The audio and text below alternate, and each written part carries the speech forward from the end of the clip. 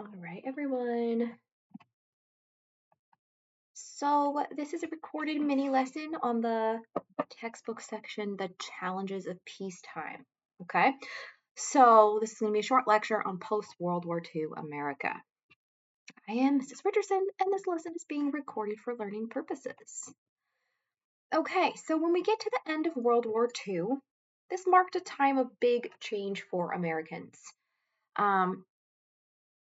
There was a huge push for various forms of better rights and equality for different minority groups. And there was a big transition from the economy being stuck in the Great Depression before World War II and now actually moving into a time of great economic upturn. So the end of World War II marked a period of hope and fear for Americans. There were hopes for a better life, but there was also fear that the economy would slip back into the Great Depression. African Americans and other minorities sought equal rights and better opportunities for themselves. Some minority groups had seen traces of this because of World War II, either serving in the forces or serving on the home front. And with the end of the war, they didn't want to lose some of those better rights and opportunities that they had had during the war. The Cold War also began during this time, and we'll be talking about the Cold War throughout multiple lessons. And the Cold War was sort of this long-term, multiple decades long tension and conflict between the Soviet Union and the United States.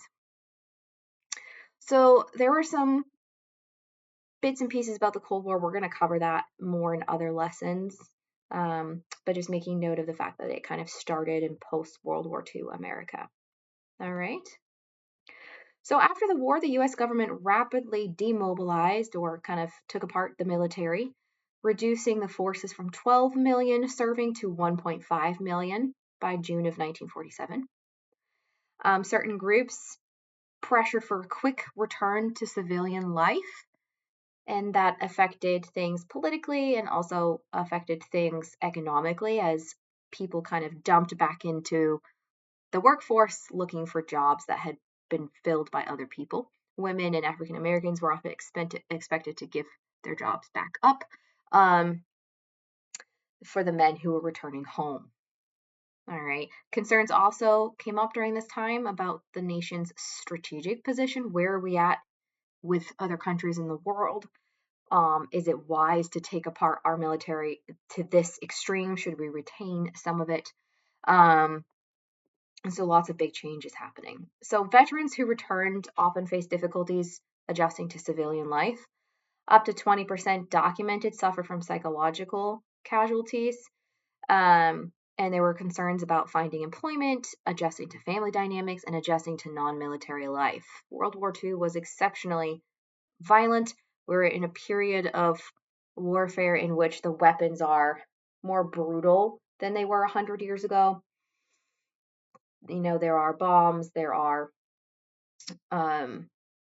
more lethal weapons, guns, gassing. And so, like all war, the veterans who came home had to deal with a lot. They had to deal with lingering, what often was PTSD, although PTSD wasn't, defined at this time. Sometimes people would call it war neurosis, that sort of post-traumatic stress disorder. Those symptoms weren't identified as a disorder quite yet. Some veterans were afraid they wouldn't be able to find work or be welcomed back by their families. And so society as a whole welcomed returning veterans, but definitely could have done more to help them. There was a lot that people who had not fought in the war did not understand. And then society as a whole, they did do some things to help support the veterans, but it didn't cover everybody. So the GI Bill of Rights, you may or may not have heard of, this provided unemployment compensation, education opportunities, and low-interest loans for veterans to help them get back on their feet if they needed to go back to school to then get a job, if they needed to borrow money until they were, able to pursue an investment or something like that. this bill provided them with some coverage until they were able to get their feet back under them in regular society, in non-military society. The GI Bill helped create a skilled labor force, which contributed to economic growth. Over 2 million servicemen used it for education, which led to an increase in college-educated men. However, not all veterans qualified equally due to racial discrimination and dishonorable discharges. So if you were dishonorably discharged from the military, you did not qualify, and often this bill only applied to white veterans, unfortunately. And there's a lot of historical research that sort of that will trace back the negative effects on minorities who did not receive this bill over multiple generations, unfortunately. So, in the impact on women at the end of World War II, many women were dismissed from wartime jobs to make room for returning soldiers. Despite a desire to continue working, some women did, some women didn't. But whether or not they wanted to, the majority of them were let go so that their jobs could be returned to the men returning home. So about 1/3 of the women who had been working remained, and the other 2/3 were fired or quit. This led to a post-war movement for women's rights in the workplace. And we'll talk about that as we move forward through the decades. It's going to lead to multiple women's rights movements, specifically in the workforce. And then last couple bits here. African Americans who had served in the armed forces during the war and worked in the defense industry at home did not wish to return to, quote, normal. They wanted the same rights and opportunities that other Americans had. And that's going to lead to another round of African American civil rights movements. Okay. Harry Truman is the president during this time. He had been president for less than a year by the time World War II ended, and he was charged with addressing all of these concerns and giving the American people what was called a fair deal. So he was supposed to address all of these different groups. He was supposed to address the fears about the Soviet Union and the growing Cold War, and also supposed to address what life was going to look like for Americans now that this war was over and our relationship with other countries as well. So just a little bit about his presidency. Truman tried to build on the promises of Roosevelt's New Deal. He demobilized the armed forces, prepared for the homecoming of servicemen and women, and also was there to guide the nation through the process of returning to a peacetime economy. Okay, so a lot of what brought about an economic boom was the production of wartime goods, but with the end of the war, you no longer needed wartime goods. So all of those jobs, factories, products, they needed to be repurposed for a peacetime economy. So perhaps a factory that was producing airplane parts is now producing car parts.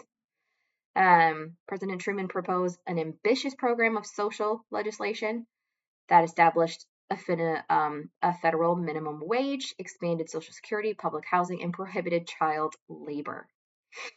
So he was working on transitioning the country. He referred to his programs as the, quote, fair deal, which was kind of, referring back to FDR's New Deal. He wanted the fair deal to include Americans of color and became the very first president to address the National Association for the Advancement of Colored People. This had been around for a while, that organization. First president ever to address them. So that was a step forward. He also desegregated the armed forces in July 1948. Which was a controversial thing to do at the time, but big step forward in the beginning of equal rights. All right. However, some of the Congress refused to pass parts of his legislation, such as a national health care bill. And so Congress shot down some of the things that Truman tried to put through. The American Medical Association spent $1.5 million to defeat the healthcare proposal, because the American Medical Association is made up of the people who make money off of private healthcare. Not everybody, but they were financially motivated to shoot down national healthcare. The same Congress also refused to make lynching a federal crime or outlaw the poll tax that reduced access of poor Americans, which was often the minority groups, being able to vote. So Truman tried to push through some laws that would create better rights and more equal opportunities, and some of the some of those were overturned or vetoed basically by Congress. So lynching was not a federal crime, poll taxes were still in effect, and there was no national health care. Those things that he tried to put through were unsuccessful. So in conclusion, there's a lot going on, and we're going to talk about this over the next few weeks. All right. This period sets the groundwork for the civil rights movement. The GI Bill places a crucial role in shaping American education and economy. This sets the groundwork for the women's rights movement, and a lot of social changes that we can still see today. So go ahead and take the quiz associated with this lesson, and I will see you all the next time.